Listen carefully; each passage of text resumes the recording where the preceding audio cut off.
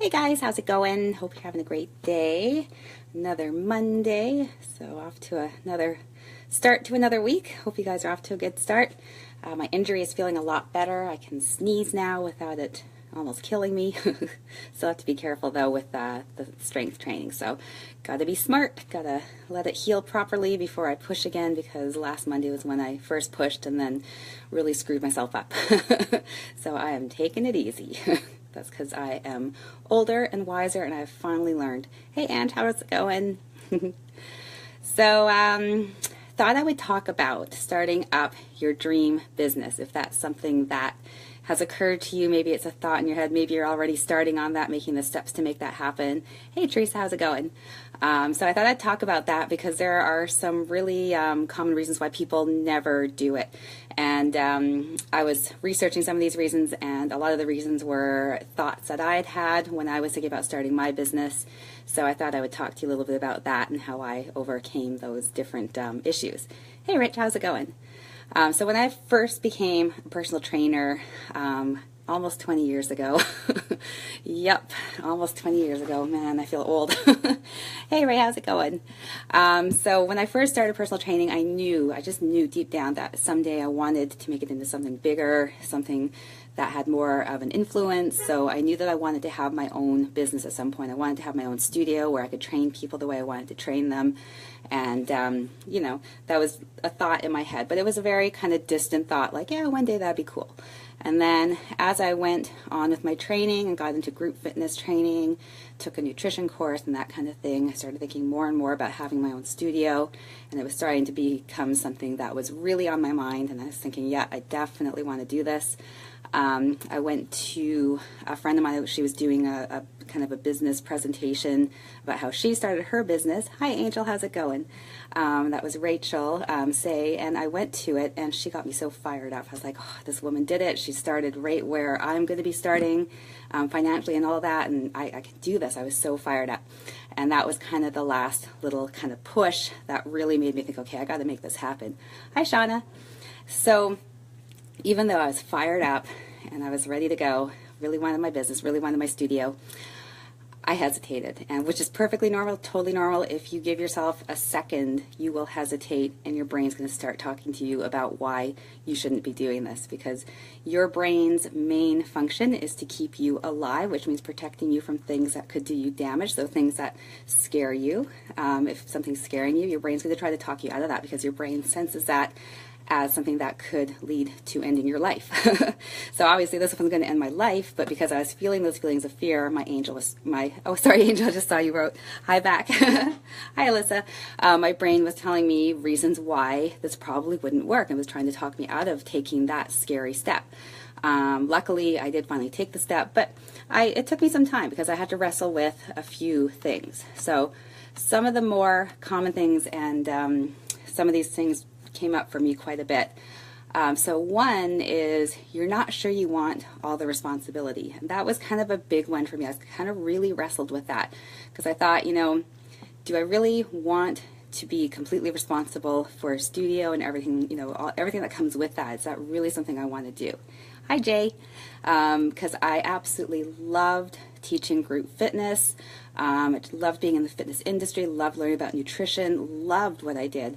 And I thought, well, if I have my own studio and I'm responsible for everything, you know, maybe I'm not going to love it as much. And, you know, how awesome is it when a piece of equipment is down to just be able to go to someone and say, hey, piece of equipment is down, better do something about it, rather than you being the person that has to do something about it. So this is something I wrestled with for quite a while. Hi, Robin, how's it going? Hey, Rocky. That was probably one of the reasons that I kind of hung on to the most, which kind of kept me from taking that leap and actually going into it. Like I really had to think about it. I really want this kind of responsibility. So luckily I decided that yes, I did. And you know, when you're in it, yeah, you have the responsibility, but it's not as horrible as you imagine it will be. It's actually just fine. So I finally got over that and decided that it was time to take the leap, and I did. And you know, things have come up over the years that I've had to take care of. Not a big deal. Totally worth having my own business. Totally worth making that jump. Hey Lewis, how's it going? Hi Andrea.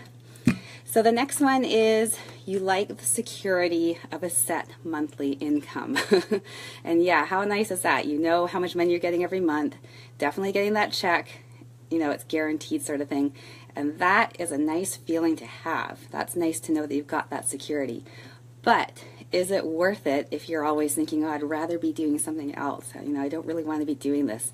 Like how much is that money more important to you than what you're doing? For myself, personally, I need to be doing something that I enjoy. I won't stay with something that I don't like just for the money. And, you know, I've had jobs that have paid okay or paid well, and I hated them, and I couldn't stay with it. It just wasn't my thing. I would rather be broke doing something I love than, you know, making money at something I hate, because you're spending the majority of your time working at your job, really. So, you know, it's got to be something that you love doing. 5 days a week, you got to get up there and go. So, you know, if it's something that you hate, like that, it just drains your soul. So for me, I had to be doing something that I love. So the security of the set monthly income, you know, that was a hard one to let go of, but I decided, yeah, I'm ready for this. Let's hope things work. And I decided that I could make that work. Hey Rocky, it's awesome, but there's no actual security in life, so follow your dreams. Yeah, definitely. That's the thing. Yeah, there is no actual security in life. You don't know how things are going to turn out. You have no idea.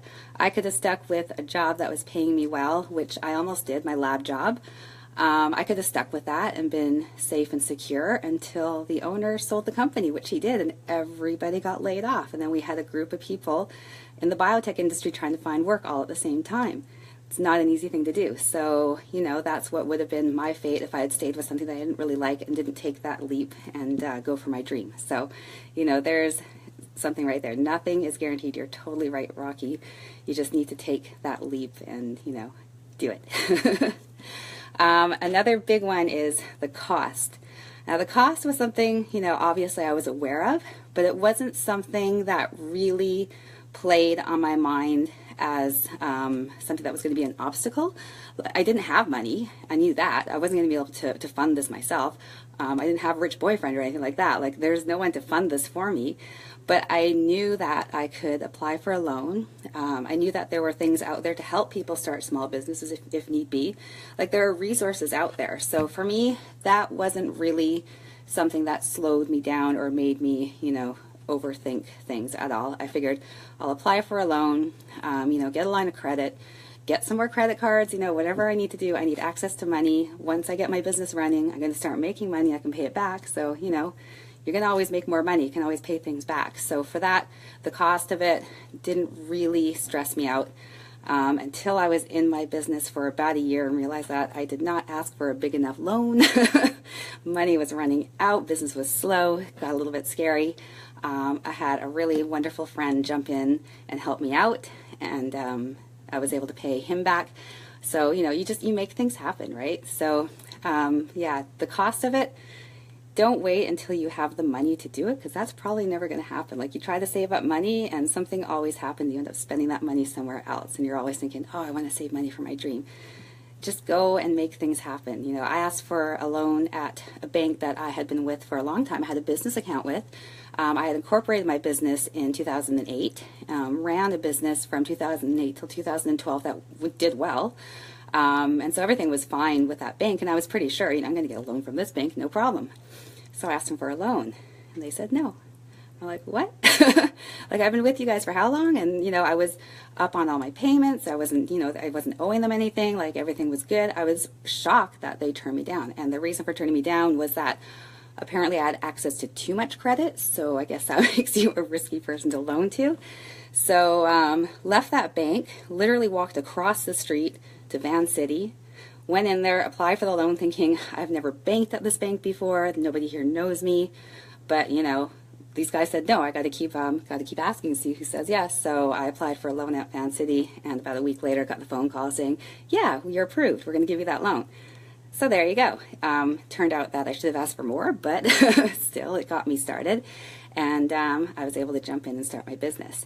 Hey Isabella, how's it going? Hi Kevin. Hey Mark. So another one that might stop you from starting your dream business is you don't know how to run a business. Well, I didn't. I had no idea how to run a business. I had a little bit of an idea. Before I opened my studio, like I knew I couldn't go in completely clueless. I need to at least learn some of the basics. I did a lot of Googling stuff on how to run a business.